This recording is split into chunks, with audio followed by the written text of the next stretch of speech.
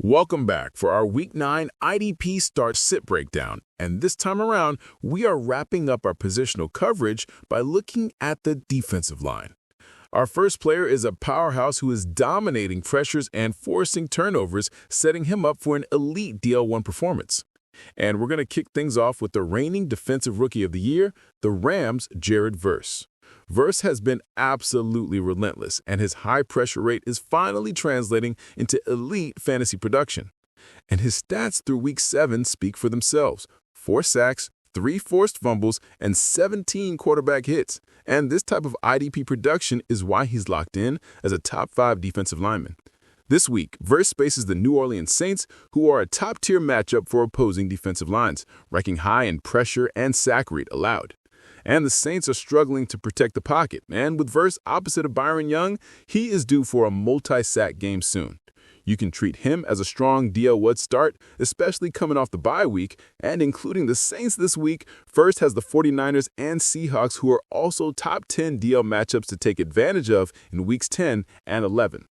Moving on, our next defensive lineman is a high-upside veteran who is playing a must-win game and has an explosive matchup against a division rival, the veteran edge rusher Jonathan Grenard. Grenard has been quietly racking up pressures and splash plays, recently tallying 13 tackles and 6 tackles for loss over his last 3 games. He is a high-motor defensive end who consistently capitalizes on volume, and Grenard's Week 9 matchup against the Detroit Lions is a fantastic spot to fire him up.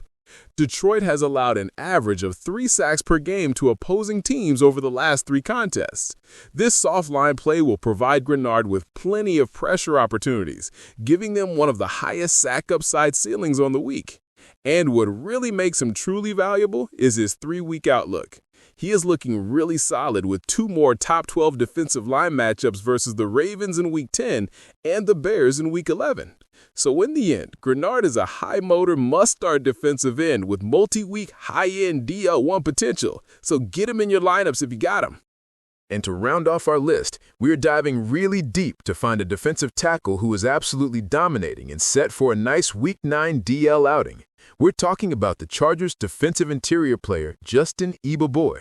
Eboy posted a goose egg 2 weeks ago against the Colts, but look at the 3 games surrounding that. He produced 10 solo tackles, 3 assists, 3 tackles for a loss, and 3 sacks, highlighting a 2-sack game last week versus the Vikings. And the 2024 4th-rounder has quietly become a defensive tackle DL stud in the making. And this week, he gets the Tennessee Titans, who rank in the top 3 of the league in points allowed to opposing defensive tackles, which this vulnerability helps explain why the Titans have allowed 34 sacks in just 8 games this season. So Eboy has worked his way into weekly starter status in deeper IDP formats that require a defensive tackle spot this week, and he's an easy plug-and-play, high-upside DL1 starter for deeper Week 9 DL required lineups. But after that, his interior matchups are mediocre the next couple of weeks, so he's likely only a short-term starter in standard league setups. So your 3 must-start defensive linemen are locked in for Week 9. If you found this Week 9 IDP advice helpful, smash the like button, comment who you're starting this week, and hit subscribe so you don't miss any of the weekend's Week 9 IDP advice. And as always, good luck this weekend. They doubted us every step of the way, but we knew what we were capable of.